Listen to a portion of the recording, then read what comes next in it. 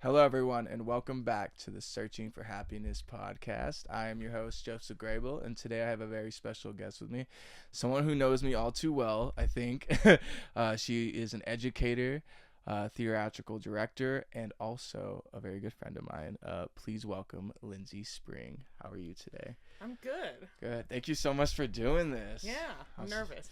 You're nervous? I don't know why, but I'm excited. It's okay. I like to tell people, it's just like a conversation. It's like when we were on the phone the other night and we just like talked for like an hour straight. Yeah. It's how the podcast is gonna go. Eventually, you'll realize it just like phases out, and you're just like, it's just there. It's just there. It's just there. It's just a thing that happens. But again, thank you so much for coming on. I know you're a busy woman because you have a bunch of other productions going on right now. Yeah. It's a busy time. I got one more week before spring break, so just trying to survive right now. Well, I'm praying for you. Yeah, I'm praying for you. Spring break must be a nice break. It is. Yeah, definitely. So, first and foremost, I'm sure some people will recognize you on this because I'm sure some people will watch it. Yeah. But a little backstory between us is you were my high school teacher from, I would say, 2015?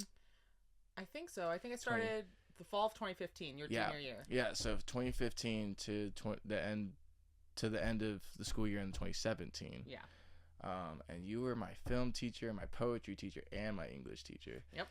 And you were telling me that you don't have all those separate classes anymore. You kind of have to incorporate them all in one class. One class, yeah. So when I had you as film as literature, it was less of a film production class and it was more of that literature class. So students could take film as literature or poetry and hip hop, which I also taught, as English credits. They were almost like elective English credits, and now students just take freshman, sophomore, junior, and then senior level English. And so, and it's a little bit better, I think, because every student's in there, but I try to incorporate what I did with you in those classes in that standard senior level English class. Definitely. Is there any like particular like lessons that you think I did that you still do to this day? For instance, like I remember a big one I remember is you introduced shot lists to me. And I remember we had an assignment. We had to break down a movie. And I remember being like, this is stupid. This is stupid. But now it's what I do for a living. Right. You know what I mean? It's what I make for a living. So, like, ironically, without that, I probably would have never, been in film. But, like, do you still do, assignments like that? Or is yours kind of more, you kind of have to blend them? I kind of have to blend them. I did do film as literature last year. It was my last year with it. So I still did the shot list then. And every year it's the one that kids complain about because they're like, this is really tedious. And I even tell them, like, this is a lot, but this is exactly what you do. So I did that last year. And then I do some mini film units where sometimes we might do shot lists or elements like that for like commercials or advertisements, just so kids can kind of break down what they're seeing and look at it from a literature lens as well. That's good. I love that. I remember back in high school, those were probably like my most favorite classes. They learned the most. Yeah. I feel like I learned the most from them, at least. I don't know. Math was never my strong suit. Science definitely was not.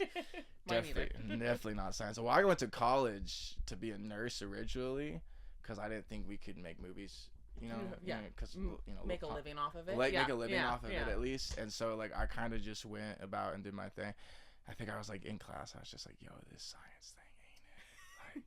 I don't want to like this person wants me to learn all the human bones in 1 week. I'm like, you're funny. I was like, bye. Yeah. I was like, I'm gonna go find something else to do. And then I went on to like Lane Community College because they had like a little film program there at the time. I don't think they do anymore. I don't know if they do. They might. I have a student who went Lane who's now at U of O doing the film program there. Oh, really? So they might. I would check with them and ask, but they might because I think they have that pipeline now. Because that's what I was using as was kind of a pipeline. Was like, okay, I'm gonna bridge in. But then I realized the film program at U of O is more of a cinematic studies, rather than an actual production studies. So that's when I was like, oh, I need to leave. I was like, I need to go somewhere else and do something. So, it's interesting that, is it just because of like funding from the school, or is it kind of more like we need to focus on these things more importantly? I think it's a mixture of both of those. At a smaller school, you're not going to be able to have like the options with the teachers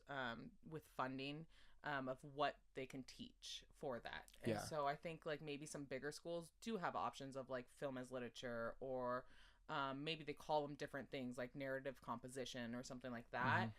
For us, I think it's half funding, but I think also on a positive note, I think that there's this idea in education right now that the canon of like what we've always taught before, of these books that we've always taught them and we're just going to teach them because we've always taught them. I think that kind of philosophy is starting to leave education in English. And so now they're more apt to say, in a standard English class for seniors, you can do poetry and hip hop. You can do a film lit study. You can do an advertising study. You can do book clubs. So I think that they're trying to encourage in a standard class more diversity and different types of units. So hopefully kids get engaged in there. Yeah, no, definitely. I always love those classes, and I think that's a really smart way to do it, honestly, because I remember when I was in high school, you were juggling so much at once. Like I remember you were like the film teacher, volleyball coach, theater teacher, English teacher, and I think you did like one more thing. I did Avid as well. Avid, that's right. Avid, that's right. Yeah. And I never, like, until I got older, I never realized how much that was. Yeah. Because I have to do multiple things all the time. And I'm like, how? Like, I always think back on, like, when I think back on, like, people that, like, do a lot, I always look back on you. I'm like, that woman did so much. I was like, with a teacher's salary, I was like, this woman's a superhero for sure. I was like, oh my goodness. And, you know, like, those were very, as you know the reasons why, but, like, you know, those were very like adamant times of my life, and those are very like important times of my life. And so like I feel like your classes like allowed me to escape in ways that like I don't know how to put it, like you just can't, there's just no other way to escape with like through movies and through music. Like it just gives you that feeling. It gives you that emotion. And, you know, I never really realized it gave us those things until I reached your classes. Like, obviously, I grew up watching movies because of, like, my hospital setting life. Right. And this and that. But, like, I never, like, viewed it as, like, oh, that's a job. Like, I don't know why. I just, like, never in my mind figured that that was an actual job. Like, and so, like, when I got to your class, you're like, oh, no, yeah, people make money doing this. And this is how you do it. And, like, blah, blah, blah. And, you know, you taught me a lot in that class. So I was like, oh my gosh, I was like, oh, this is mind blowing. Like I was like, I can actually like go do this. Like that's so cool. And, like at the time, I think I just wanted to be an actor at the time. Which makes sense. I think that's like the norm. Like if anybody thinks about going into like the film industry, they think about what they see. And so it's like, I see those actors, but they don't know about the thousands of jobs behind the scene there that really put that together. That's a huge thing too. Is like, we just lightly discussed it. It was like, there's just hundreds of thousands of jobs in the film industry, and you would never be able to guess because all of it is consumed by the talent that it's the face of. Exactly. I mean, even to the point, like, so say if a student of mine goes beyond movies and they watch like the awards season, right? Like even there, oftentimes we are only seeing the actors and maybe the directors and a cinematographer getting an award, so you don't see all those, again, those thousands of jobs that are behind the magic of it. And so if a kid doesn't want to be in front of the screen, I always tell them there's more you can do. Like that's not just the end of it. 100%. And it's like, oh, I tell people all the time when I'm in songwriting sessions or I'm in the studio with certain artists, it's like I don't think people realize how little the artist actually does in work. Like I'm not taking their talent away. I'm not saying they're not hard workers. I'm just saying that like compared to everybody else, their job is kind of the easiest, they can show up. All they gotta do is show up and show their talent, you know what I mean? And it's easier said than done, right, for some. But I have been in studio sessions where their sole job is just to show up, spit a few lines, and like that's all they need to do, and some of them can't even do that, you know what I mean? It's like, but then you're sitting there with the engineer that's been in there for 8 hours working on the song, or you're sitting in there with the songwriter that's been writing the song for 3 weeks trying to prep for this exact moment. And then some artists just kind of come in and like just sing and like that's it. And like, but like all these people around the world think that this artist writes it, produces it, engineers promotes it. It's like, no, like they're just one person. Like that was like the biggest awakening for me, is like how many people are put into one person in an industry. Like we always say in LA, like you can't get success unless you know somebody, you know what I mean? You have to know somebody to be successful. Like there's no way you'll be successful in this town without not knowing at least somebody who knows somebody.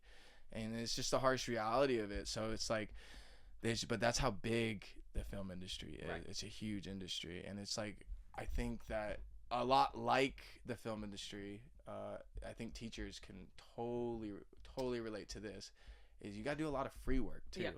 And when you're going from, when you left school, because you started when you left school, you started doing your student teaching at Summit, and when you were 23. 23. I think. Right. So 23. I look back on that, and I'm only like a year older than that, and I'm like, I'm sorry, what? I'm like, that's wild. How did you even, it's handle that? I just know, like, my age, I can't even handle like one kid. Right. You know what I mean? Let alone like 30 in a classroom 5 times a day. Well, and like, I think about it too. Not only was I 23, but I was going through my master's program while I'm student teaching. So like, I would go to the high school or the middle school that I was student teaching at all day long, and then they would get out, and then I would go to night classes until about 8 o'clock at night to learn how to be a teacher the next day, and then I'd have to go home and do homework. So I'm like exhausted already, but like I really walked in that first day of student teaching with no training and not an idea of what I was doing, type of thing. That's wild. Yeah, and they put me with seniors first. So I first was with seniors, and I'm just like, I don't think these 18-year-olds are the best fit for me. I was like, can I have the freshmen? Yeah, you're like, I'm only like 5 years older than these people. Like, and the craziest thing is, I'm pretty sure my little brother was a senior at that point. So I'm just thinking to myself, I'm like, these are like my little brother and all his friends. I'm like, I can't teach these guys. Wild, yeah. But I don't know. I think just like film and what you're kind of talking about, like if you're passionate about it, and I think there's some people who are made to do the jobs that they do, like whether it's in film or it's acting or behind the scenes. Like, I honestly think I was made to be a teacher. Like, this is what I remember you saying that like a lot. We've talked, because you have a film degree. I do. You have a bachelor. So like then that's what always inspired me. I was like, I'm gonna go get a film degree too. Right. She can do it. Yeah, she could do it. I got this too. And you really helped push me through all that stuff too when I was going through it, and like, especially your poetry class. That was a good one. I don't know if you ever noticed it. You're the only teacher ever give me an award. Did I really? Yeah. Was it like a resident poet? I think so. I think it was like resident poet. I literally think it was called I think it was resident poet, now that you said that. Yeah. And I always remembered you saying, like, if anybody at this school is gonna be like the next Mosey Wada or whoever that guy was. Mosey Wada. Yeah. It's like, it's gonna be this guy. I was like, Yeah. I was like, oh, thank you so much. You know, that kept me going for a good 3 years. I was I was like so motivated. Yeah, I was like so motivated on that. She's like, she thinks I can do it, so I'm gonna go do it. But that's such a good point though too. Like that idea of like visibility and representation. You know, the fact that you had a teacher who had a film degree, then you're like, oh, film's something I can do. You can get a bachelor's in film. Like, it's just, we don't talk about a lot of jobs. It's a lot of the same ones that come up in education that we tell our kids about. And so like, even the same 5. You know, teacher, lawyer, nurse, nurse, doctor, cop. And those are all great jobs, but there's so many other ones. So many more. And I would argue those are the only jobs you need to go to college for anymore too. Like, that's what my argument is. It's like, just because of the way YouTube and like we have information, you got Barnes and Noble on like every corner. You know what I mean? Like, you can learn to like educate yourself. Like with my brother, like I'm constantly telling him, like, you can educate yourself. You don't need to put hundreds of thousands of dollars into an education anymore unless it's required. Right. But I think it's like, if it's not particularly required, like film for instance, it's like, it's like, I have a degree in it, it's awesome, but like you can also make it big without it. 100%. And I kind of like vaguely remember like pushing you to like go to school for it, and I think like, and that wouldn't be something I would always do to kids, be like, hey, you have to go get a bachelor's degree to go do film. But just because of your situation, I knew like it would be a good stepping stone for you to get out of a small town, get some experience for that. And it was. Yeah. And I took that advice to heart, obviously. Obviously, I took that advice to heart. But yeah, no, I would definitely agree, because I know so many people that are just so uberly successful now, and like they didn't go to school and this and that. And I always tell like my wife too, is, you know, it's important, and if you need it as a stepping stone, like you're saying, it's great. Like, and that's, I always tell people, I was like, kind of like you're saying, I think I put it differently, but I'm always I needed that to leave. Yes. I needed that to leave. You needed to get out. And then when I got there, I just stuck it out because, like, I know it's a terrible reason to do it, but because of my mom. And I was like, I just want to make her proud. Otherwise, because when I was in LA and I started, like, getting all these offers and stuff to work and stuff, I was like, it's like, oh, I don't actually need school. Like, you know, but I was like, well, if I stick it through, then I'll have all this knowledge and this. And that was the best part. Was like I really met a lot of cool people and I gained a lot of knowledge, and I would say it's worth it. I still don't think it really, like, for my particular degree, it doesn't particularly help me with anything. Yeah. At least in Los Angeles. If I went anywhere else, I'm sure it would help me a lot. Right. But in, like, Los Angeles, it's like a dime of a dozen. You know what I mean? It's like there's so many. Yeah. Everybody has one. So, you know, I think it really helped me. Just get on that path, and like it also taught me a lot of things I don't want. You know what I mean? Yep. Like when you go through school, like I know this guy, he's very wealthy. I know his son. I never remember his name, but do you know the show Bones? Yeah. So the guy who plays the main guy. Yeah, David Boreanaz. Yeah. So I'm friends with his son. His son's young. His son goes to film school. Okay. And so I've seen his son every now and then and stuff. And he was like, he's like, I don't need this, but like your knowledge you gain is just so rapid when you go that it would be worth it. And so that's why he's going. He's like, I could go. Right. He's like, I could just go in and ask my dad. And you know what I mean? Job or internship. Yeah. And he's like, but I want to go the hard way and like learn myself. And I was like, I respect that. Like I can totally see that. And so like ever since I've had that conversation with him, I've realized that I used to think my degree wasn't because this conversation was like literally like 2 weeks ago. Yeah. So, like, I had been struggling with the fact that, like, I had left college and it has not helped me with anything. Like, my degree. Right. Like, I was saying, like, I get all my jobs off my podcast, which is something I made myself, not my schooling. And so, like, but he kind of put that in my head was like, well, he's like, you probably just learned so much more information than people spend 10, 15 years of their life trying to learn. And you learned it in 3. And it's like, when you see that perspective. And I always tell kids, like, your degree is something no one can ever take from you then now too. Like, you know, it doesn't 100%. Matter what happens, that is yours. And so, are you the first in your family? Yeah, me too. So I'm on my dad's side, I'm the first to even graduate high school. Oh my gosh. Yeah. So I mean, well, I mean, all my siblings, that's awesome, right? Yeah. Well, I mean, all my siblings following me definitely graduated, but I was the first. Yeah. So like, and I was the first to go to college in my family too. You know, my parents to be fair, my parents went to like community college, and I believe my mom got an associate's degree. But like, I remember kind of even talking about that with my parents. You know, I finished college with this film degree and this theater degree, and I was like, what am I going to do with it now? Because I don't even know if I want to do that anymore. And I remember coming home after I graduated in the summer and telling my mom that and be like, I just wasted all this time, all this money.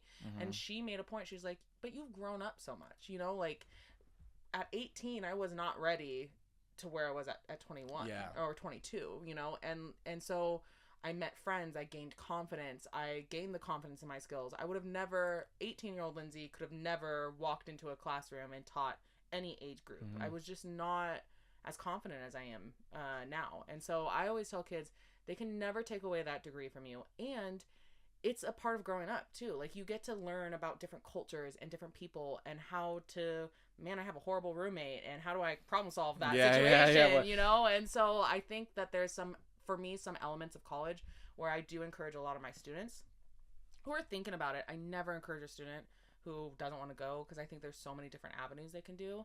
But I always encourage them to go to college if they're wanting to get out of where they're at and they're not quite ready to figure out who they are and what they want to be in the world. And I think that's a good reason. Right. Too, you know what I mean? It'll always be a good reason. And I always emphasize with people, especially friends that still live here, and there's nothing wrong with still living here, but I'm always like, you got to get out of your hometown. Like, you'll never like grow to experience. Yeah. Like, you can come back and live there if you want. Like, that's great, but you at some point should leave for even 6 months. Even 6 months, it will completely change your perspective on life. And it's like, I remember I was so terrified, even from moving from La Pine to Bend. That's like a 40 minute drive. Like, it's not really like, even when I moved from there to there, like, I was still terrified.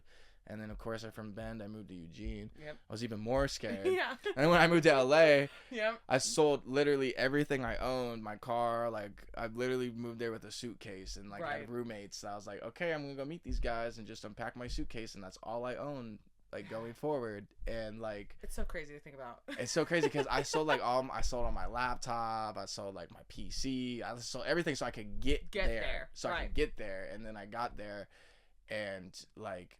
I just have like every day I learn something new there, and that's why like I stay there. People are like, oh, you dislike it so much, like why do you stay there? I'm like, because I'm constantly like, learning, like, and I always tell people that like I always like struggled really hard in school, but it's because it was like school was designed for you to be in a general educated area, you know, so you can learn everything. Yes. And I was like, once you get out in the real world and you like find like your niche, you'll really start to learn to like you'll really learn to start loving like education and like learning things if it's what you like. Right. Exactly. Yep. And like that was like when I remember when that light bulb went off in my head, I was like, I never hated education, I just wasn't good at the other things. You know what I mean? And so like I feel like a lot of kids get lost in that way too. Like they don't want to go to college because they're afraid to get stuck in that rut. Like that was for me. I was so scared to get stuck in that high school rut again of like, oh, like I gotta get up, I gotta go class, like, oh, I don't even want to be in this class, like, you know what I mean? And you thinking that it's gonna be like high school, like you take and you go all day long and you take your math and then you take your science and then when it's just not like that, because I have a lot of kids too who be like, I don't want to go to college because I don't know what I want to do, and I get that, and so like I really try to like emphasize with them, like I get that, and if you don't think college is for you, you don't want to do the money, you have a different pathway that you're gonna go on, that's great. But like college is also, there's so many opportunities for those classes that we were just talking about. I don't have at high school anymore. You can take a poetry and hip hop class. You know, in college, I think I took like a literature of the Holocaust class. You know, I took like a women's study class. Like I learned everything about like the women's reproductive.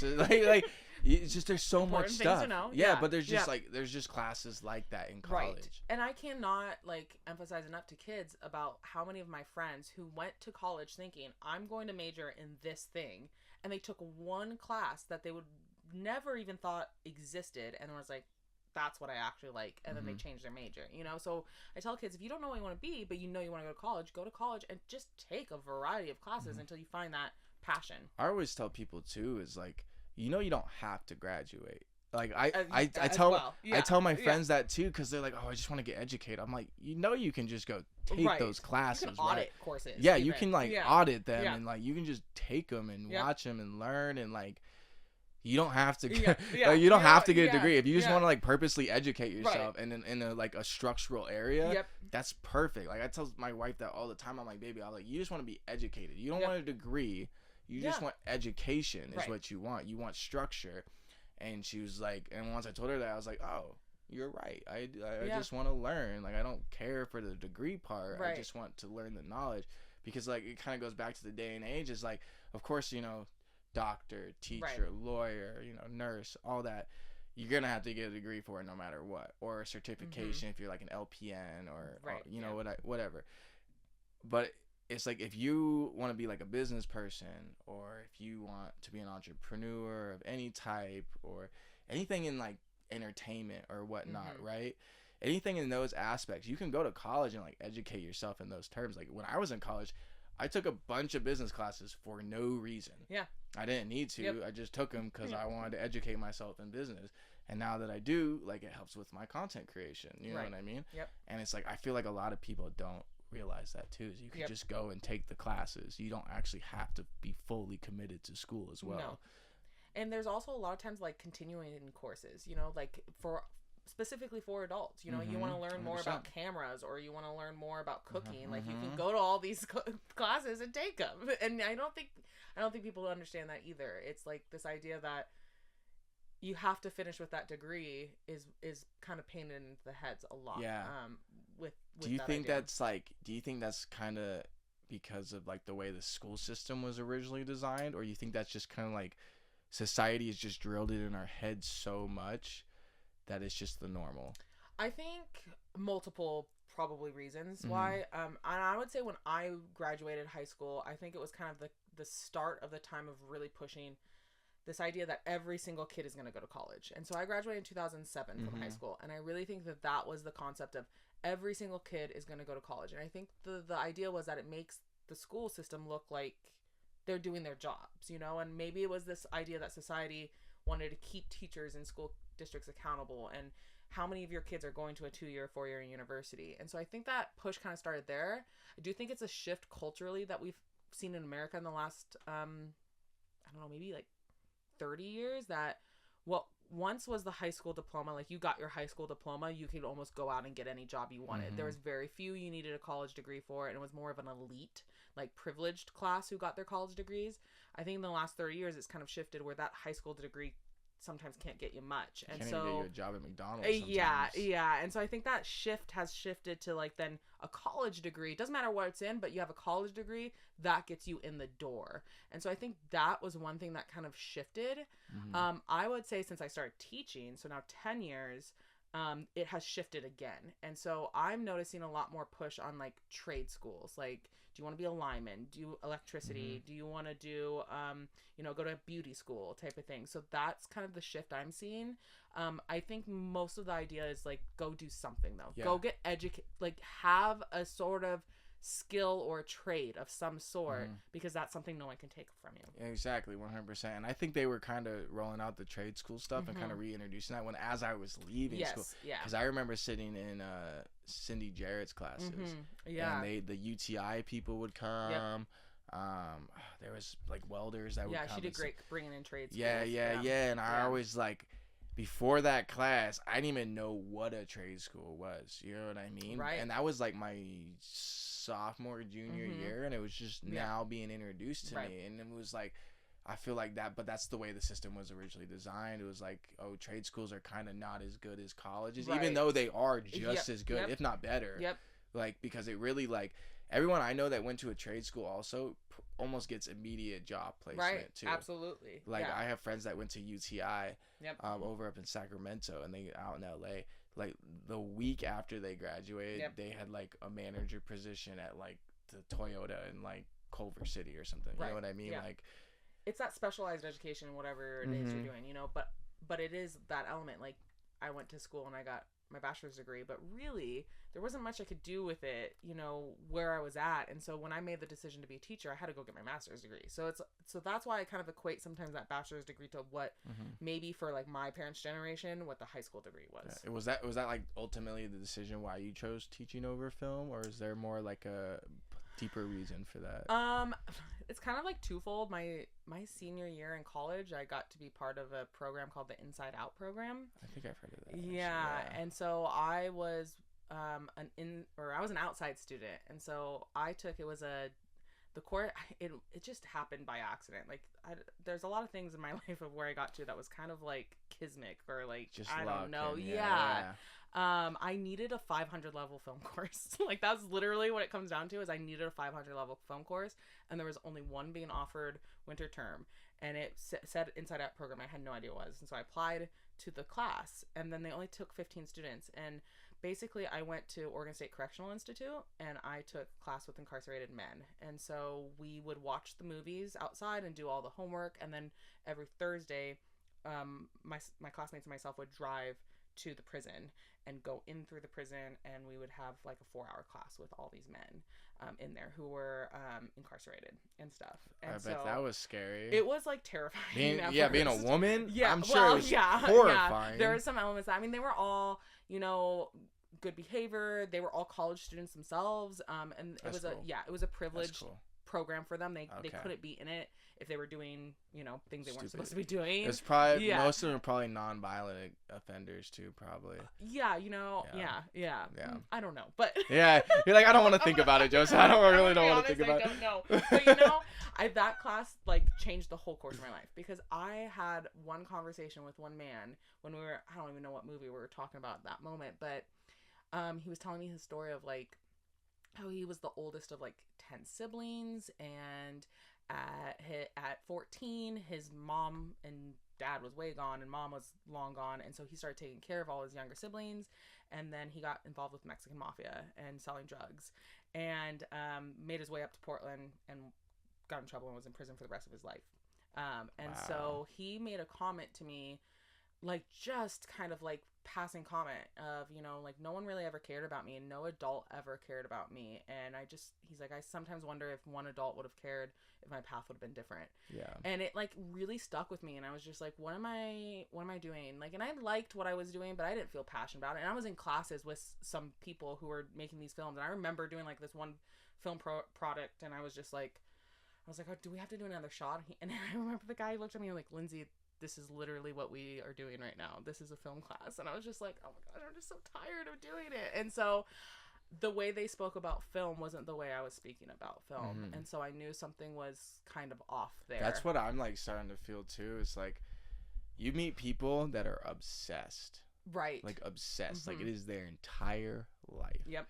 And you just can't compete with people like that. And that's what I'm realizing now is like, I'm not to be like, maybe it's a little controversial, but to be really famous, you kind of have to be selfish. Yeah.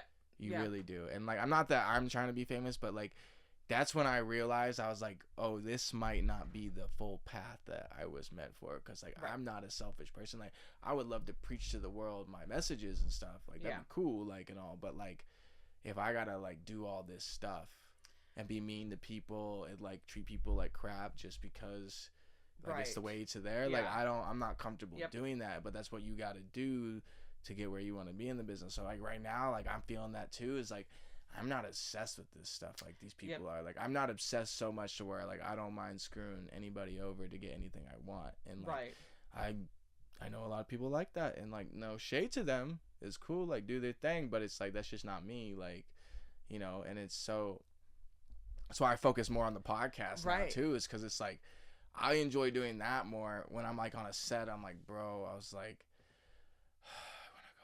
I want to go home. Yeah, 100%. Like I mean, because that's how because I remember having that, because the guy just looked at me, he was like, this is what we are doing, what are you talking about?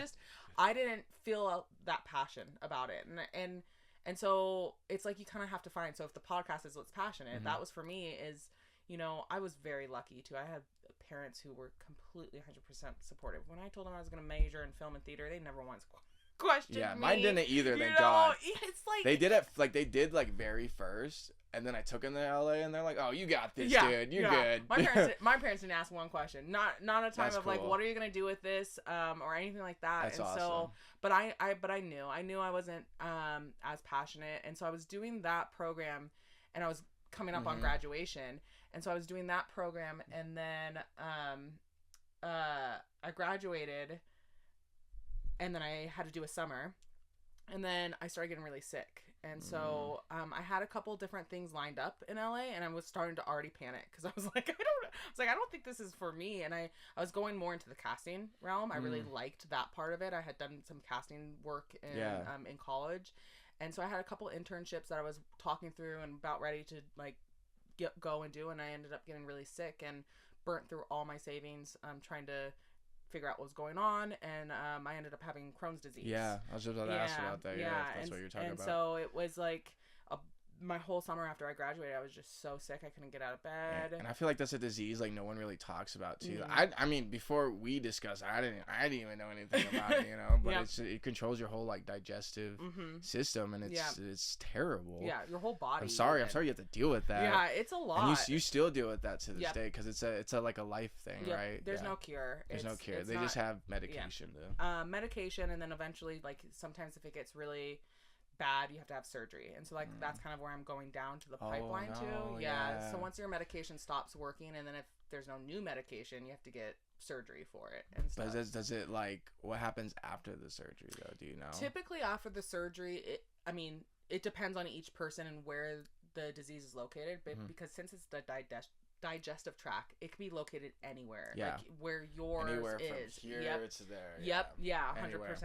And so it just depends, but for most people, when they can get surgery to remove your colon or part of your intestines, typically that helps alleviate most of the symptoms you feel. That's good. For that. But I mean, it's like expensive along the way. It's super expensive. Like I mean, trust me, I'm no stranger. Yeah, you know. Yeah, I'm no stranger to the price of surgery. Yeah. So I mean, I just after college, I blew through everything. I had about $6,000 saved up because I was like, was like, LA's gonna be expensive. I'm gonna internship and not make money. So I had it all saved up, and it was just gone. And so I think both of those things together, of that experience of like, man, this guy was talking about an adult in his life who cared, and then I got sick and I'm not passionate. I kind of was just like lost, and I was like, what am I gonna do? And I started volunteering in a high school classroom and working with some high schoolers. That's cool. And then that's the way the other students in my classes felt about film and how they talked about it.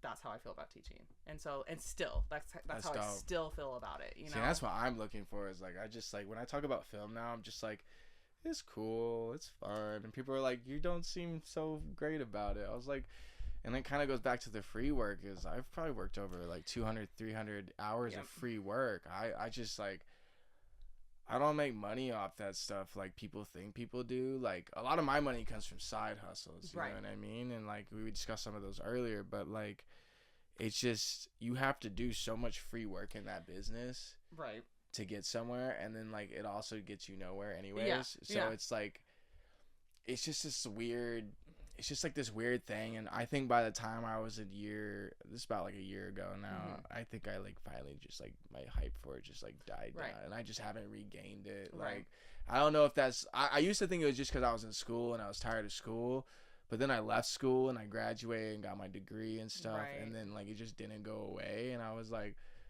well, maybe like I just don't want to do this anymore. And like, that's been a really big thing for me too, is because like my whole life I was like, well, pretty much since like I had your class till this point on, like I was like, oh, like I really want to make movies. But like, then you get on a movie set and you're in a room with like 200 egos.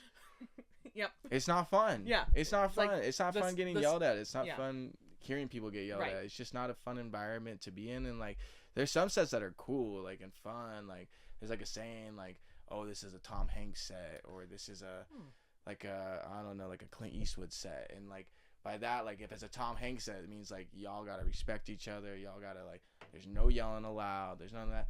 But you don't get sets like that unless you're on with Tom Hanks, you know what I mean? You know what I mean? Or like, you know, like Clint Eastwood, he's so old, like he doesn't want to put up with bullshit. So it's like, when you're on a Clint Eastwood set, like, don't bullshit people. Like, just say how it is, go do your job, get it done. Like, you know, and like, I just recently learned those terms. Like, just recently. It's like, so funny that they like all are like on the same page of those two actors representing two different types of sets. And I was like, I was lost when they said that, like, oh, it's like a Tom Hanks set. I was like, what? And like, everybody around me knew what they were talking about but me. And I was like, what? They're like, yeah, you just be calm, don't get heated. Like, if you get mad, go over there and like chill out. Like, you know what I mean? Like, don't raise your voice on anyone else. Like, these are the type of sets I want to be on, but those are so rare because like, people, what I think people don't realize is when creatives connect with each other, it's a beautiful thing. It's also scary. It can be a very scary and ego-driven thing, because if your vision doesn't align with somebody else's, they're gonna let you know. Especially if they're very passionate about the project, and that's what I kept running into with film. Is like, everyone was so passionate about the project they were on that it's just an endless cycle of like, well, he said, she said. Well, he said, well, she said, and I just couldn't do that. Like, so now, like, I'm lost. I feel so lost.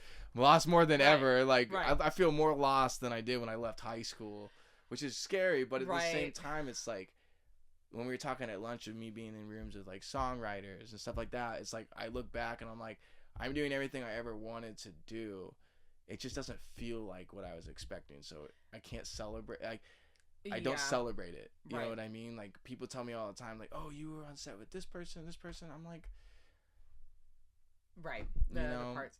But you know, I think that's also, although I say this, I've only really, like, when I really boil down, the only thing I know is education. So it's not like, I mean, I did other jobs and things beforehand, but because I was so lucky to start my career early on, this is the only career I really know, but I think that it's natural to kind of go through ebbs and flows in your job. And I mean, the last couple of years for me in my job have been hard. They've been horrendous, to the point where there's been moments where I'm like, I don't think I want to do this anymore. Like, this is not what I want to do. This is not how I want to feel at the end of the day. And there's elements just of what you were talking about, the film set and education as well. You know, you have different principals and different administrators that really, you could have a Tom Hanks administrator or a Clint Eastwood administrator, you know, and so that really affects me in my job, but then we all as teachers also have egos, because in my classroom, I'm the person like, it's my classroom, you know, yours. And I teach a certain way, and teaching's so personal. It's so personal. Oh yeah, I bet. Like,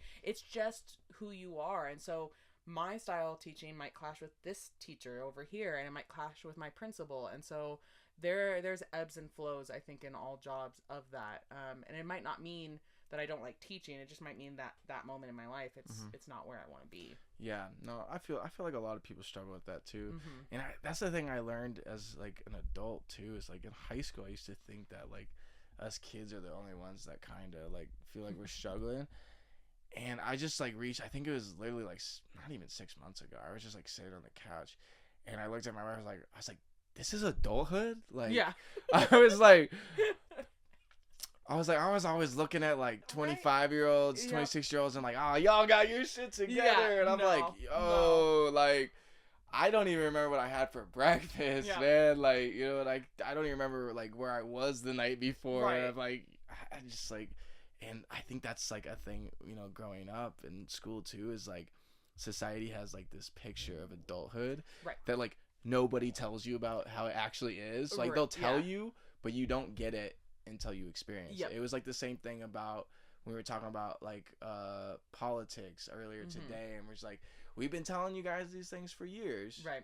But now that it's convenient to you, right? I believe you said it was like, now that it's convenient to them, now that they pay attention. You know what I mean? Yeah, when it affects you, you start to exactly. And it's the same thing with adulthood. It's like we're told our whole lives, oh, it's not cracking out. Like it's not fun, right? Guys. Like it's terrible. Yeah. It's not fun. You don't like, want to grow up so fast. Yeah, you do not want to grow up fast. Yeah. And every kid's like, yeah, okay. Yep. Oh, yeah. It's like, I'm gonna drive and do whatever I want. Yeah, I teach seniors right now. I have 2 senior classes, and I will tell you that's, I mean, because brutal. They can't. That is the element. You're like, you don't want to grow up, but like I get where they're coming from, you know, and we're just so apt to get to our milestones really quickly, not realizing they're harder potentially. Oh yeah, 100%. And like that's the thing too. Oh yeah, before I forget too, I wanted to ask you, does your like Crohn's disease like affect your job? Oh yeah. Like pretty badly.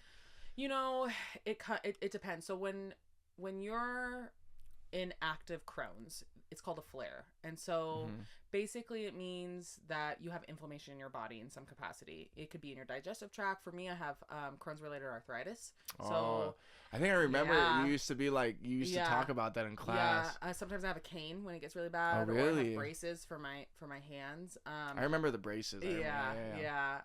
And so like that for sure can affect my job. But either way, when I'm in a flare, it means my Crohn's is active. It is not in remission. And so those flares can really impact my day-to-day life. And I use it, it's called the spoon theory. And I don't know if like you've ever heard of that. A lot of people with Crohn's is an autoimmune disease. So basically my immune system attacks itself. It sees certain things in my body as foreign, and so it attacks it. And so there's something called the spoon theory, and I don't know, it's been around for a while, so I wasn't the one who developed this by any means. But it's this concept that people with autoimmune disease, they have like 5 spoons, and every activity that you have to do in the day takes a spoon of some capacity, right? Like getting up and going to take a shower takes a spoon, and getting up and making yourself breakfast is a spoon, and then all these things take spoons. And so like you might have 20 spoons in your day and I have 5, you know. And so like I have to weigh the odds, like, is it worth it for me to get up and take a shower because it exhausts me some days in the morning? Is it worth it for me to stand at my desk instead of sit at my desk? And so there's things like that is just, there's some days where I really am just so exhausted that it's so hard for me to get up and go to work type of thing. Wow, yeah. And so that's pretty debilitating. Yeah, and I would have never guessed that too. That's just so crazy. I think a lot of people don't realize too is when you suffer from something, you become incredibly good at hiding it. Yeah. Well, it's called an invisible disease, right? Autoimmune disease. It's like that idea, invisible disease. Well, it's like even with like your you know, your wrists and stuff, like when you would wear your sorry, what were they called again? Braces. Braces. They're like, I sometimes my brain just blanks like that. So, but yeah, it's what editing's for. I'll make me look smart. You know what I mean? Yeah, I like it. Me too. But anyways, but like with your braces and all, I used to think you just hurt your wrist. Right. You know what I mean? Yeah. But that's what I mean by like you become good at hiding it because it's just like you don't talk about it. Like I never talk about my heart condition unless people bring it up, and then I'm like, you know. Which is actually interesting that you say that, because I don't know if it's like me being in my 30s now, like maybe something happened like late 20s, but I feel like when you get to the 30s, you just don't care a lot, like more of like what people think or what's happening. It is. I like a 30s thing. Yeah, it's like I think most people in their 30s would say like that, and even sometimes even in the 40s, I hear it's more so. I'll let you know once I get there. But, yeah, I tell all my kids now, all my students know I have Crohn's disease. I this time last year started actually in 2020 I started a really bad flare, and I have yet to get out of it. Oh wow! I have yet to have found remission. I've gotten a little bit better, but I have yet to find remission. I've gone through 6 different medications in 3 years, starting that, and a couple of them have made me go into liver failure, and so I got hospitalized, and so it can be a lot. And so I just kind of, even in this fall, I was in a really bad flare. I was out of school for like a week and stuff, and I just started to be like, you know what? I'm human, and my kids know I'm human, and so I tell all of them I have Crohn's, and I kind of tell them what it is, and I said, if you see me with this, it's normal. If some days my affect is not the happy-go-lucky spring, it's because I'm having a hard time, and so I have found that when I started sharing with them like that, then they started sharing with me too, and so like I started to learn more about my students and what they have going on, and so I'm way more open with it now. That's good. I'm glad. I feel like as educators, like it's really good to let the kids know, because also like kids are mean, man. Right. Kids I went to school with, I remember those classes. I yelled at them a few times, like, bro, I was like, chill out, bro. You're such a dick for no reason, dude. Like, but see, it's like, I'm glad that you tell people that, because I'm sure you still deal with it, but I'm sure you probably get a lot less flack as much as you used to, if that makes sense. I think teenagers want to know that their teachers are human. I don't think they want us to be robots in front of them. I think they want us to talk about, within reason and appropriateness, to talk about who we are and our hopes and dreams and mistakes we made when we were teenagers and what we have. And so I think that's like one of my number one behavior management strategies. My principals sometimes will be like, what's your behavior management? Because there's all these strategies you can do, like, Yeah, of course. Treats and toys and positive reinforcement and all that kind of stuff. And literally I always say my number one behavior management strategy is building relationships. Is like telling these kids I'm a human, who I am, letting them learn about me, I learn about them. When they learn, they know I'm a human, then they respect me, and they're not gonna do dumb stuff in my class. 100%, as often, they still will, because they're teenagers. Yeah, of course. Teenagers are a mess. Well, it's like my cousin, she's like almost 15, she's almost 14. And no, she is 14. I don't know. She's around that age. She's a teenager. Yeah. Very dramatic. Very dramatic. And I realized, I like looked over at my grandma and I was like, was I like this as a teenager? She's like, you were worse, buddy. I was like, ooh, okay. Yeah. But you never like, it's just a teenager thing. I tell my grandma that sometimes I have to remind her that. I'm like, she's just a teenager. She doesn't care. I was like, I didn't care about anything. I didn't care about anything with that to do with family at this age. Yeah. I was like, get out of my face, bro. Yeah. Like, leave me alone. You can't see beyond yourself. Right? Yeah. It's that prefrontal cortex. It's not developed. You're just like, well, 100%. That explains it. Yeah. Like yours is only just now. Like fully developed. Like yes, what, you're 25? Almost 25. I'll be 25 this year. It's still like only. Like, I would say I hit like 28, and that's when I started to like things wouldn't like set me off. Like I bless my father as a teenage girl with him, because like, man, like anything, like he could have put the broccoli on the wrong side of the plate and I would have just lost my shit on him, like it's just, you're just not developed yet to know that it's not the end of the world. That's I want to be like girl dad really badly, but then like people tell me those stories and I'm like, I'm good. Like I hope I have all boys.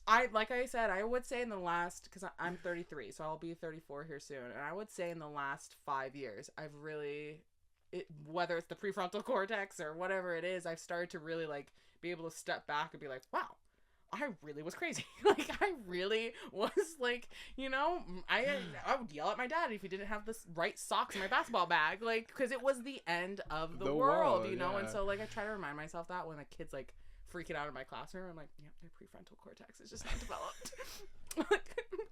I love that though. That's such a good like excuse. Yeah. If I would have known that as a teenager, I would have just used that as an excuse for everything. Really I would have been like, like my frontal cortex just isn't developed, dog. Give me some time. Give me a break. Excuse me, I didn't get that assignment in. My prefrontal cortex is not developed, Spring.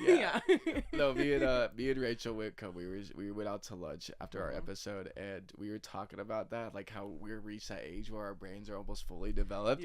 And we looked at each other like, oh no, we're so dumb still. I was like, oh no. You're like, is this fully developed? Can I ask for more? I was like, I smoked too much weed. I was like, oh no. I was like, I'm gonna be a dummy. I don't know if I don't know much beyond the prefrontal cortex. No. I remember like someone told me, well, I had read this.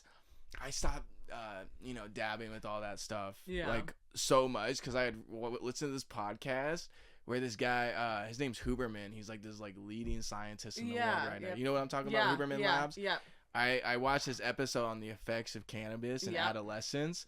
Oh yeah. I cried during that episode. I was like, oh, I'm fucked up. I'm like, oh no. I know. I'm like, I'm so messed up in the head right now. And he's like, he told me, he's like, if you he used the exact age I started too. So it really hurt. He was like, between 14 and 25. Yeah. Your brain is growing so rapidly. He's like, if you were to smoke twice a week, like once a week between that time progressively, which I pretty much did, more than that, he was like, your frontal lobe is probably going to be super thin. I was like, oh. Right. And then I started thinking about it. I was like, oh no. I was like, oh no. I was like, because I like started thinking about like my memory and like the things that people talk to me about, and sometimes I just can't coherently like figure that. And I realized I was like, oh my god. Yeah. I was like, oh no. I was like, oh no. So I always tell like my siblings because they're trying to dabble. I'm like, stop. Right. Stop. I was like, don't be a moron. But of course they won't listen. Exactly. Because their prefrontal cortex is not developed, Like that's the thing. It's like it's so, and the thing is, it's so maddening for me as a teacher at times because it's like I'm finally to that spot where I feel like I got my shit semi together, and so I'll be like, you shouldn't smoke, even though it's legal for 21 and over in Oregon. You should not smoke because it's damaging these elements here, or don't do this. But they can't listen because they're teenagers. They're in their own world. I mean, that prefrontal cortex is like decision making, risk analysis, like, so they really can't see beyond themselves. I realized what a key point for me was I realized how hot-headed I was. Yes. Because of it. And it was because my frontal lobe is actually legitimately strong, which means my capability of dealing with BS is pretty much out the window. And it's rough because like I've developed this tolerance for like, you make one mistake, cool. You make two mistakes, 3 mistakes, I'm like, dude.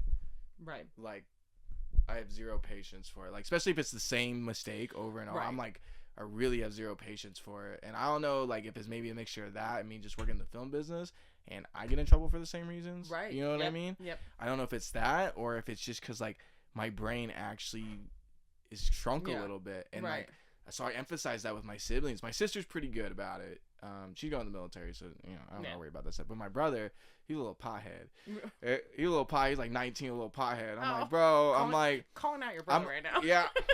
He doesn't even watch these. He won't even know. Okay, good. Nah, he won't even know. He'll come across this in like 10 years and be like, that asshole. When his prefrontal cortex is it's like developed and he has like children and they're gonna like find this and they'll be like, Dad, Uncle Joseph said this about you like 10 years ago. And 100% he's gonna have kids just like him. Because because that's, no, my mom. So my mom cursed me on that. She was like, you're gonna have a son just like you. I got a dog, a boy dog, but it's like the human version of me, and I'm like, I don't want a human. I can't even handle this little thing. Yeah. Like, he's so cute, but like 100%. I think you have my sister has one that's just like her. She has two that is just like her, and I cannot wait until they're teenagers. I hope she finds this one because like I just know, and I'm totally gonna be that aunt and be like, you call me up when you need a ride, when you need me to deal with your mom. I will help out, just as retribution for myself, I always thought that was a good thing, though, too.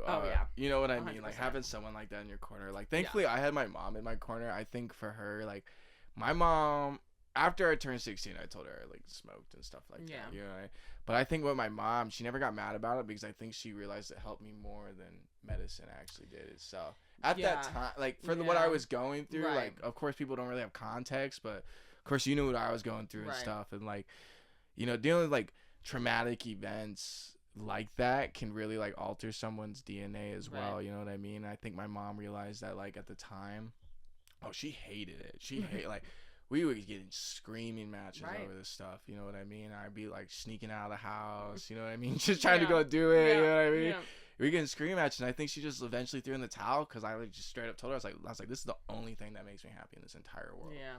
And I think that's when she was like, okay. But now looking back, I'm like, there are definitely 100 other things I could have done to make me happy. Yes. Like 1,000, 100,000 other things I could have done to make me happy. Like I could have gone on a walk and just cooled out for 30 minutes, you know, and I probably would have helped a lot. Yeah. But like I was a teenager. I didn't care what my mom said, you know what I mean? And like now looking back as I'm older, like, and I find myself in rooms with incredibly intelligent people that have like, I never want to say never touched a drug or touched any type of medicine in that form, but have done very little. And they're just like light years ahead of me, you know, and it can be intimidating. So it's like ever since I kind of listened to that podcast, I've slowed way down. And like it's really like my mind's getting more clear and stuff like that. And like, I don't know, it's just, but going back to like the teenager thing, is like people just like, they just won't listen. No. And that's one thing I kept telling my mom when, sorry, not my mom, my grandmother, cause she's taking care of my cousin off and on, cause my uncle's not around anymore. And I was like, you just gotta let them do their thing. Unless it's really bad, obviously. Like if she's throwing a fit because your boyfriend's being mean right now, let her go do her thing. Yeah. Like, you know, like don't even approach her. Don't talk to her for like good 5 hours. You know, just let her decompress, yo. Like, and like that is how you'll solve things as like with your teenager. And she's just like, my poor grandma's like raised like 12 teenagers, it feels like at this point.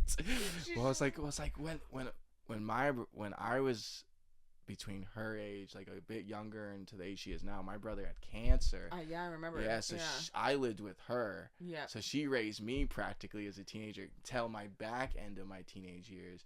My mom got me pretty much 15 through 18, and my grandma kind of had me like 10 to like, not full time, but like 10 to like 14, off and on. But enough to raise a teen, enough to be tired. And then on top of her own children, she did like 30 years ago, you know what I mean? Like, and then now she's having to deal with my cousin. I was like, I looked at her, I was like telling her, I was like, I think you just took care of like 3 different generations of children. And she's like, no, just 2. I'm like, just fine, it's just 2. Yeah, just 2. I'm like, oh yeah, that's true. Yeah. But that's what it feels like, because she's been taking care of us children for so long. So hard. It's like, I couldn't imagine. Yeah, I look at her all the time like, you're a superhero, grandma. Yeah, because that's the thing. I mean, for me, I don't want to have any children, which I know is like, it's like, I think when a woman says that, society's really they're like, oh my god, right? Or you just haven't, you know, you'll change your mind is what I always get. I'm like, yeah, I don't think that's happening. But really, as a female teacher, it's even more so. Like, how can you not want kids? And it's like, well, because I work with them every day, you know. Because the best part of it is, I get to leave them, and then I go home to those teenagers. They don't come home with me, you know. And so, I could not imagine dealing with it, because again, I know what I was like as a teenager too. I'm like, I don't want one of me. That's like the only thing I'm always like. I just think I'm like, I want a kid, and then I think about teenagers. I'm like, that. Especially in LA, I'll be in a. I could show you on my map like how close my apartment is to like Hollywood Boulevard, and like Hollywood High School is right there on Sunset, like right next to Hollywood Boulevard. And so you just see all these teenagers leave school every day around 3:00, just ripping their dab pens, and you're just like, no, like you're that's like totally different. Like it is, like, and you just see, like, I just see teenagers now. I'm like, oh my god, like, I bet it's intense as a teacher. You know what I mean? Like, I mean, Los Angeles and Oregon are completely different spectrums as well. But it's like, nevertheless, it's like teachers are. I feel like each generation that passes, I'm not saying they get worse, but the job gets harder and harder. Yeah, we like to say, like, or I mean, I do, but a lot of my coworkers do. It just gets different, you know. Like the things that you're struggling with just get different. They change constantly. Yeah, like, you know, it's phones, but I'm sure you know, at some point, my teachers, it was something different before, you know, there were iPods, you know, or something like that. Flip-up phones. Yeah. The flip-up phone, yeah. You know, that's 100% what I had. But, and I only had like 10 text messages a month or something, you know, so, yeah. I remember I had a phone at a really young age because my brother's stuff, but they were just like those little prepaid burners or whatever. But I remember just little slide phones. Yeah. No, you honestly had like a limit of what you could text. Yeah, no, 100%. And then I would like... I literally had 20 minutes for the month to call. Yeah. And it was literally just meant for my mom conversations. Yeah. Well, the text message one always cracks me up when I tell kids about it today, because I'll be like, yeah, you only had a certain amount that you could send, but you also had a certain amount that you could receive. And when I hit that certain amount for the month, it then cost like 10 cents for each text message I would receive. And so like I would tell my friends, I'd text and be like, stop texting me because I'm at my limit and my mom's gonna get pissed, type of thing. And so kids are like, what? And I was like, yeah, we didn't have unlimited text message. Like, I never realized like how much time has passed until I was sitting in an auditorium at my school and they're talking about VHSs and this girl raised her hand. It was like, what's a VHS? I was like, well, first off, you came from a very wealthy family. First off, I was like, second off, that's crazy. But she was born in like 2003 and I'm like, I was born in 98, which isn't really that far off, but it's like the different spectrum. It is. It's completely different. Yeah, because are you technically, what are you? I'm like right in the middle. So there's like those 2 years, 97 and 98, aren't considered millennial and aren't considered Gen Z. So I'm like, I think they call me like Zoomer. Yeah, a Zoomer. Yeah, it's like something in between. You'll probably eventually be lumped in with one. Yeah. Once we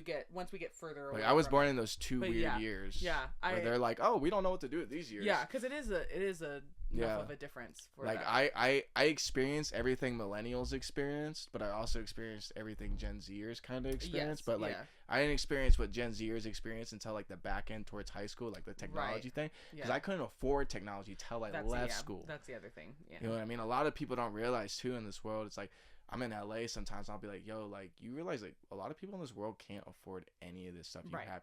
Like you're wearing, bro. Like just what you're wearing, man. Just like your sneakers cost more than some people's cars. In this world, and like that's when I'm like, sometimes celebrities and people in LA are just so far from reality because they never escape that area that I'm like, yo, like I genuinely never touched an iPad unless it was the school's iPad, and like. Fun to me was going to Best Buy and playing with those. Like that was fun to me. Like that was what I did in my free time. And then you have like these LA kids like, oh, I've been on iPad since I was like 10 years old. Yeah. You know what I mean? We had 3. Yeah. I had a TV in every bedroom. I was like, must be nice, you know, but like, you know, there's nothing wrong with that. And just like you realize like how out of touch people really can be in this world. And like I think about that like when sometimes like and I'm just like going, I'm like, man, I hate what I'm doing right now, but it's like you prayed for this, bro. Like, you know, I step back sometimes. I'm like, this is like something I literally prayed for, and now I'm like hating on it. Like that's when like reality usually catches up to me. Like I'm like, oh, like I'm actually doing what I really, really wanted to do in life, but like it's not anything like I imagined it would be. So it just doesn't seem like. And there's bits and pieces that are like the good stuff. Yeah, like you know, like it's very jumpy. Yeah, like for me right now, I'm really tired. Yeah, well, you're right now. You're doing like a theater. Yeah, and so I'm in the middle of our musical, and it's like the rough part, you know, and that's again talking about education and how sometimes like people just don't understand. I get like zero assistance in terms like as like so I went to school for theater, but I was mostly in stage management, which is actually great for what I do. Oh yeah, 100%. I've done a little bit of that. I know nothing of tech, like almost nothing. Lights, sound, that just wasn't my part, and not even set building, like, so I don't know how to do any of that, but that's part of my job. And then I also have to do costumes, and then I have to do rehearsals, and so I'm like wearing all these hats and doing it, and so it's like I'm in a hard part of a job, and sometimes like right now I know that I am like sometimes I'm yelling at the kids a little bit more than, you know, because I'm so exhausted and I'm doing all these things, and so I'm in the part where I'm working this weekend and doing stuff, and I ask that same question. I'm like, this is what you fight for. You fight for theater funding. And so you can do this, like you fight for it. But in a month, I know I'm going to be in the good stuff, you know, when I get to see the kids in the costume and they get to go out on stage and they, you know, I see them like shine and they come backstage and they're like, oh my gosh, that was so fun. And so like, I just try to remind myself, like when it's the hard stuff that for me, at least right now in my job, I will cycle back to the good stuff soon too. And so I think that balance in a job is, if you have the good stuff, it's easier to get through the really hard stuff. I like that. That's true. It is true. And I feel like it's common in every field, really.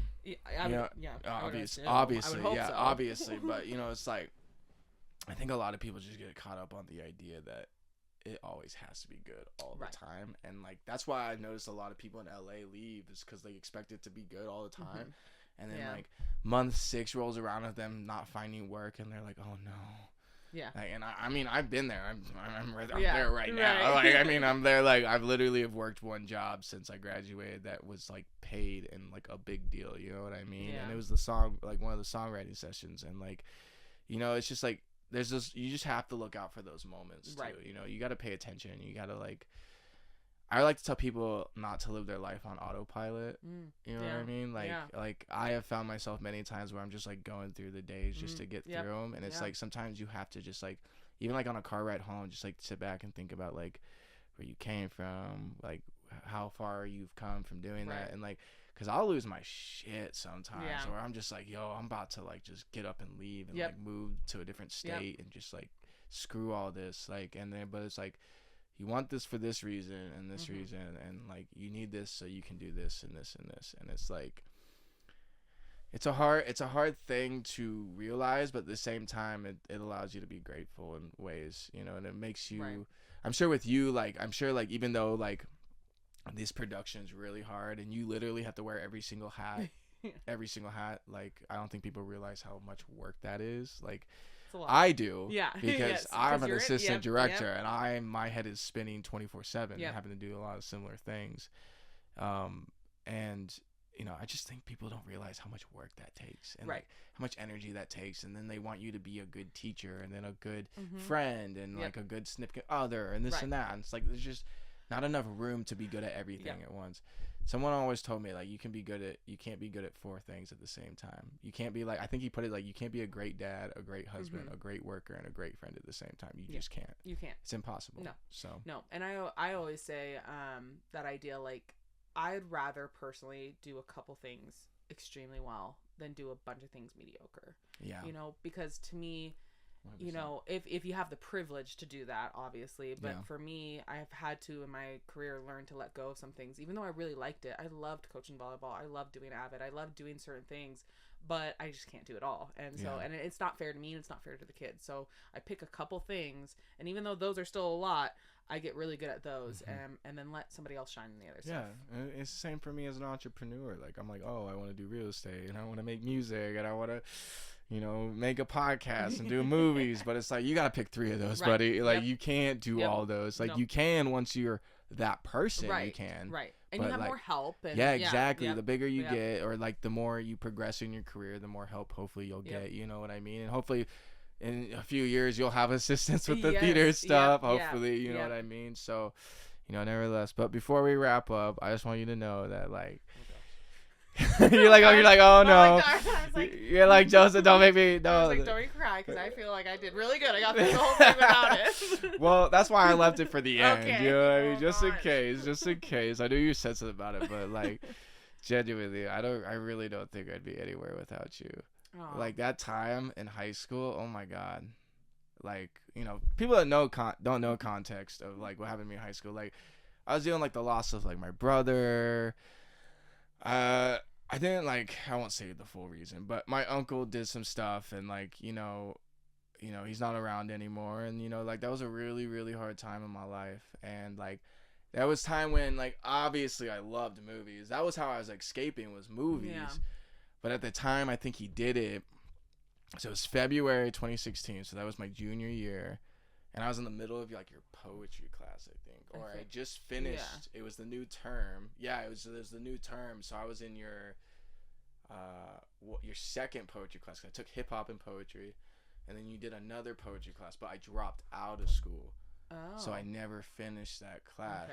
But I remember I remember when all that was happening, I was in that class, that poetry class, and you were teaching me about poetry and stuff like that. And, like, so during that, like, that's when I learned how to write music.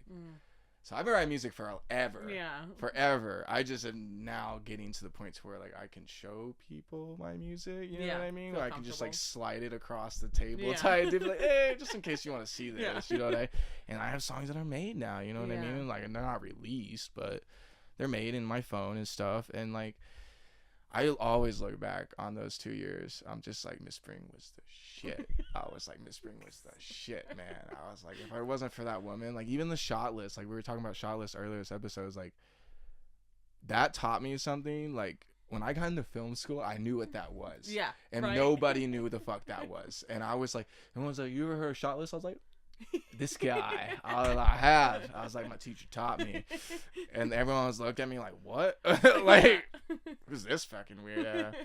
But no, seriously, like, you really helped me through really hard times in my life. And those are times where I really just, like, wanted to jump off a bridge, really, like generally. And I mean, like, I had tried a few, not jumping off a bridge, but I had tried a few times, you know, and, like, I think what really, like, kept me was, like, it's like, well, Miss Spring showed me, like, I can make movies. Yep. She showed me that I can, you know, make poetry and, you know, do these things. And, like, the ironic thing is I remember in that time of life, like, everyone was like, you can't make money making art and you can't do this and that. And it was like, it's the actual complete opposite. Those people make the most money.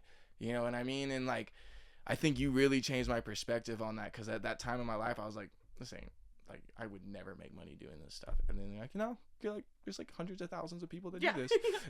No, you're good, like, Joseph. You could do it. You could do it. And, like, I just remember, like, that was just like a mind blown, like, oh my gosh, just like, and you're saying earlier, like, that one person that makes a difference. Like, my mom, I love her, but she was also a struggling single mom. So, like, she didn't have time to educate me and things. She didn't, like, and that's not on her. Like, she was struggling. Yeah. And then, you know, just lost her brother, had lost a kid a few years prior. Like, I'm sure she was barely holding her shit together. Yeah.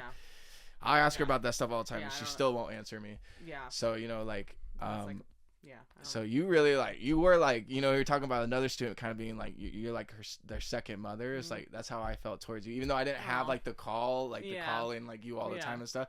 That's how I felt. I was, like, and when I went to school, like, that was the only classes I was, like, yo, like, I'll show up for these classes. All these other ones, I'm like, peace. I'm like, later, guys. I'm like, I just remember I was always, like, pinpoint. I was like, I got to be straight for Miss Spring's class. I was like, I want to learn this stuff. Like, and I remember you being, like, a big thing that's always kept the head on my shoulders in LA, too, is, like, you went to school for film, but you decided to teach instead. So going in already, like, I knew it was, like, if this doesn't work out, I already know I can do, like, this thing, too. Yeah. Or I could do this or this or this or this. And so it's like, I've always just like I've genuinely have kept, like, I would say 90% of the lessons you taught me are still in my head. Like, legit, like that's from those classes, like, I vividly remember. Well, you got to think about it. I think about it all the time too. Is like, I was so like traumatized during those times. Like, every, like, information I realized during that time, I absorbed immensely, because I was just trying to escape that, and so my brain ended up absorbing that information rather than worrying about that stuff. So, like, I genuinely, like, I remember us, like, breaking down, like, 22 Jump Street, like, where he's falling off the. Like, in the opening scene, it was my scene I did, but it was... did not watch the full movie. No, it was the opening scene. It was the opening scene. You told the class to choose, like, whatever movie they wanted. Oh, okay. Yeah, and that was like, you, like, pick a scene from whatever movie as long as it was appropriate. And I was like, well, the first scene's appropriate. Like, they don't do too much bad stuff. So I just remember, like, breaking down that first opening scene. And I just remember, like, you teaching that whole entire lesson. Like, it, like, plays back in my... It's weird. It's just, like, this is, like, the only things I think about in high school are, like, those classes and Taco Bell. Like, those are, like, the only things I remember from high school is you and Taco Bell. Because I worked at Taco Bell, and I was like, wow. No, as a lover of Taco Bell, I take that as the highest compliment. We were joking. I'm on the same pathway of Taco Bell. We were joking. I remember on the phone the other day, we were joking how, like, I used to flirt with girls at Taco Bell, and you're like, that's peak romance, Joseph. Peak romance. Like, if you give a girl free Taco Bell, I feel like that is peak I used romance. To, like, shove. I used to, like, when the girls would, like, come through, and I had, like, a really big crush on them. Even if I had a girlfriend, I would be like, yo. I was like, yo, like, here's some empanadas. Like, I'd, like, shove, like, 3 in there or something. Like, I think if anybody needs some romance advice, just free Taco Bell. Free Taco Bell. No, I tell. Oh my gosh. If my wife didn't dislike Taco Bell. Oh gosh, that's so funny. Hers is like Chipotle. If I go home and come home with Chipotle, she's like.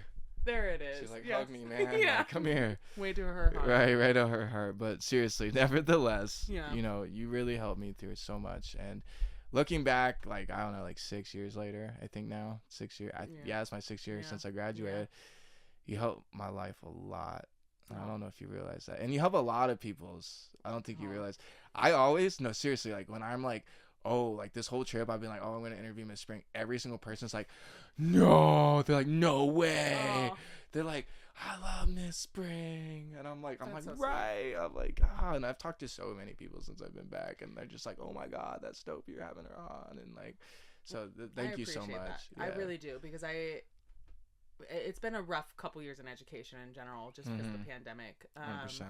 But this is really what I think I don't know what I believe in terms of higher powers in the world out there, but I really do feel like not only was I put on this earth to be a teacher, but where I teach is where, like, I think I was destined to teach there, and 100%. I love teaching there. And it's my whole world. You know, I don't have my own kids, and so I often think of my students as my kids, even though they're not my kids. You know, I love to know that you're successful, and the way you feel and the way you talk about, like, I wrote this song and it's here, or I'm going to be working on this movie. Watching my former students go and be successful in any capacity, whether it's a family or it's a job or it's to find peace finally, that to me is like, it's everything. It's everything for me. I love that. It makes it all so much easier. Yeah, and I love that you've always been a personal teacher too. Like, we were kind of just talking. It's like you get to know your students, and there's like, I know I don't have to name any names, but like, there's just some teachers when I was going there that, like, genuinely I don't think gave a shit about students, and like, it makes the world's difference. It truly makes the world's difference. Like, it really does, because like, I remember in my math classes, I just hated it. Not even because it was math. Right. This is my teacher. I just didn't get along with my teacher. Connect. He didn't want to connect with the students either. So it was like, it makes a world's difference. Like, students, like, genuinely, like, whenever I talk about high school with somebody, everyone always brings up your classes. Oh, that's so sweet. So like, it's just keep doing your thing, because it works. And you know, it helped my life immensely. It's helped people I know. Some people I get along with, some people I don't. Nevertheless, it's helped people I know, you know, a lot in life. And you're still there for your students. I text you all the time sometimes still, you know what I mean? You know what I mean? So like, you're still there. Like, even after the fact, you still want to be a part of people's lives. And I love that. And I think that's great. And I don't think you should change anything about yourself. Oh, thank you. That will get me through to spring break at least. I'm glad. Well, everybody, unfortunately, I do have to cut the time because it's been a great episode. But seriously, thank you so much for coming on. And I really, I told you, it's nothing to be nervous about. But again, everyone, thank you guys so much for listening. And we will be back next week with a new episode. Again, everyone, high school educator, good friend of mine, Lindsey Spring. Peace.